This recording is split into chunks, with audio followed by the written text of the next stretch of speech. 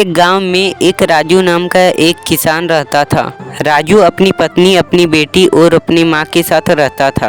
पहले तो राजू के पास अच्छी ज़मीन थी और वह खेती का काम करता था, लेकिन उसकी माँ के इलाज के कारण उसकी सारी खेत बिक जाती है। राजू के पास खेती करने के लिए बस एक ही ज़मीन बची होती है। राजू का परिवार पहले से ही गरीब था और अब वह और भी गरीब हो जाता है। घर की ज़रूरतों और माँ की इलाज के लिए वह गांव के ज़मींदार से पैसे उधार ले लेता है। खेती से भी जो कुछ मिलता था तो वह घर की ज़रूरतों और बाकी पैसे को वह कर्ज चुकाने में लगा देता था। पर तब तो खेत ही आधा रह गया था। कर्जा चुकाने में बहुत मुश्किल हो रही थी और घर का खर्चा भी नहीं चल पा रहा था। एक दिन गांव का जमींदार जिससे वह कर्ज लिया था वह उसको घर बुलाता है और बोलता है, राजू, कर्ज की रकम कब चुकाएगा? मालिक, आपको तो पता ही है कि मेरी हालत कैसी है। मैंने तेरा ठेका ले रखा है क्या? तुम बताओ, कर्ज की रकम कब दोगे? अभी तो नहीं है पैसे, जैसे ही फसल कटेगा उसके बाद पैसे दे दूंगा।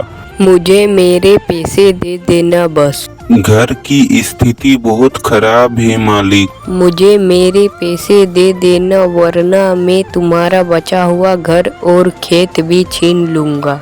ऐसा कहकर राजू जमींदार से बहुत विनती करता है।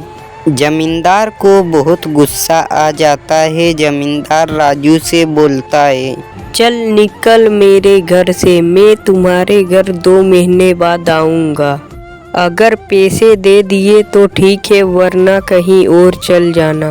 क्या हुआ जी, तुम इतने परेशान क्यों दिख रहे हो? कुछ नहीं, अभी अभी जमींदार के घर से आ रहा हूँ। हाँ, आपको परेशान देखकर समझ गई थी। क्या कहा उसने जी? कुछ नहीं, वह पैसे मांग रहा था। नहीं तो हमारा घर और हमारा खेत छीन लेगा। और इतनी गर्मी में हम कहाँ जाएंगे, कुछ समझ में नहीं आ रहा है।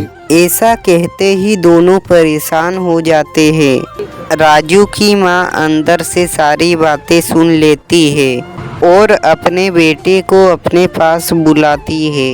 बेटा, मैंने तेरी और बहू की सारी बातें सुन ली थी। अब तू मुझ पर ज्यादा पैसे मत खर्च कर, पैसे को कर्ज चुकाने में लगा। अब तो मेरा समय आ गया है, पता नहीं कब भगवान का बुलावा आ जाए। ऐसा मत बोलो माँ, अभी मेरे पास 2 महीने का टाइम है, तब तक मैं कुछ ना कुछ जरूर कर लूँगा।